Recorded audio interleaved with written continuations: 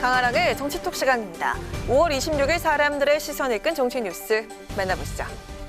오늘의 첫 번째 정치톡은 박지원을 지키자입니다.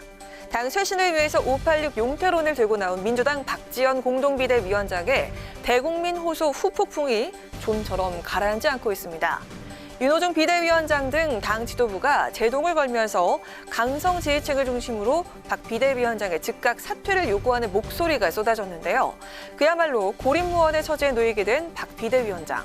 그런데 한편에선 박 위원장 수호 움직임이 등장해서 눈길을 끌고 있습니다. SNS에서 박지원을 지키자라는 해시태그가 달린 게시물이 오늘 13,000개가 넘게 올라오면서 확산하고 있다는 소식인데요. 앞서 민주당 강성 지지층의 사퇴 요구에 대한 맞불 성격으로 해석이 됩니다. 이들은 박지원 위원장을 내쫓으면 민주당은 영원히 아웃이다. 박지원을 공격하는 게 내부 총질이다 등의 성토글을 올리면서 박 위원장의 엄호와 지지에 나섰습니다. 박 비대위원장의 586 용태론을 둘러싼 찬반 논란은 당 내에서도 계속 이어지고 있습니다.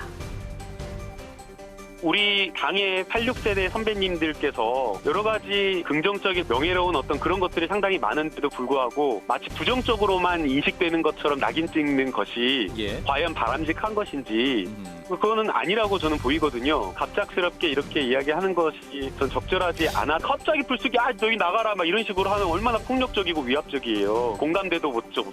의원님 이제 586 용태 성비에 대한 사과와 잘못 이런 부분은 계속 있었던 거고 당연히 해야 될 문제들을 지적한 거니까 틀린 말이 아니라 새겨 들을 말을 다시 확인한 거라고 저는 생각합니다. 이렇게 직언직설을 했을 때 받아들여지는 모습을 보였어야 되는데 그렇지 않고 오히려 말을 못하게 하는 형식으로 비춰져서 저는 오히려 그게 걱정스럽습니다. 공론화 과정 없이 갑자기 나가라는 건 폭력적이다. 당연히 해야 될 문제들을 지적한 것인데 분란으로 비춰지는 게 오히려 문제다. 민주당의 586세대 후배격인 김남국 의원과 박용진 의원은 이렇게 엇갈린 입장을 보였습니다. 현재 박 위원장을 둘러싼 민주당 내용을 그대로 보여주고 있는데요. 이를 지켜본 국민의힘 하태경 의원은 민주당의 479, 40대 70년대생 90년대 학번이 586보다 못하다면서 민주당이 다시 태어나려면 70에서 80%는 쇄신해야 된다는 훈수를 두기도 했다고 하죠. 586 용태론을 제기한 20대 공동비대위원장을 놓고 한쪽에선 사퇴 요구가 또 한쪽에선 지키자는 움직임이 일고 있는 민주당. 지방선거를 코앞에 둔 상황에서 이번 파장은 과연 어떤 결과로 이어지게 될까요? 이어서 두 번째 정치톡은 여성 우선 발탁입니다. 오늘 오전 윤석열 대통령이 후보들의 자진 사퇴로 비어있는 복지부 장관과 교육부 장관 후보자를 새로 지명했습니다. 그리고 신임 식약처장도 새로 임명을 했습니다. 사회부총리 겸 교육부 장관 후보자엔 박순애 서울대 행정대학원 교수를 발탁을 했습니다. 대통령실은 박 후보자가 공공행정 전문가로서 교육행정의 비효율을 개선하고 새 정부 핵심 국정과제 실현을 이끌 적임자라고 설명했습니다.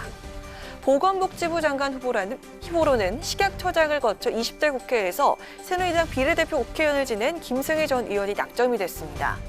김 후보자가 보건의료계 건의자로 국가보건복지정책 수립과 코로나19 위기에 대한 정책 대안을 제시해온 인물이라는 게 대통령실의 설명입니다. 그리고 차관급인 식품의약품안전처장에는 오유경 서울대 약학대학장이 임명이 됐는데요. 한국약제학회 회장과 한국약학교육협의회 이사장 등을 지냈습니다. 이렇게 오늘 발표된 장 차관급 인사 3명, 한 가지 공통점이 있죠. 모두 여성이란 점인데요.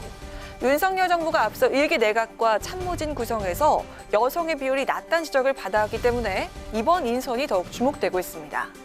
윤 대통령은 지난 21일 한미 정상회담 당시에 외신 기자가 관련 질문을 하자 이렇게 답한 바가 있습니다. 지금 이 공직 사회에서 예를 들면 내각의 장관 그러면은 그 직전 위치까지 여성이 많이 올라오지를 못했습니다. 아마 이게 우리가 각 직역에서 그 여성의 공정한 기회가 더 적극적으로 보장되기 시작한 지가 오래되지 않았기 때문에 그래서 이러한 기회를 더 적극적으로 보장할 생각입니다. 우리 사회에서 여성에게 공정한 기회가 보장되기 시작한 게 오래되지 않았다라고 솔직히 인정한 윤 대통령. 앞으로는 더 적극적으로 보장하겠다는 계획을 밝혔습니다. 또 지난 24일 국회의장단과의 회동에서도 비슷한 의지를 다시 한번 강조했습니다. 이후 윤 대통령은 남은 부처의 장차관을 임명할 때 여성을 우선 고려할 것을 지시했고요. 오늘 그 내용을 담은 인사가 발표가 된 건데요. 박순애 후보자와 김승희 후보자가 국회 인사청문회를 통과해서 임명이 될 경우 윤석열 정부의 초대 장관 중 앞서 임명된 3명을 포함해서 총 5명이 여성으로 채워지게 됩니다. 인수위 시절 능력 중심의 인사를 강조하면서 여성 할당을 고려하지 않겠다고 했던 윤 대통령.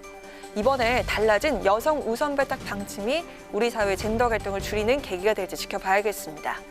지금까지 강아랑의 정치톡이었습니다.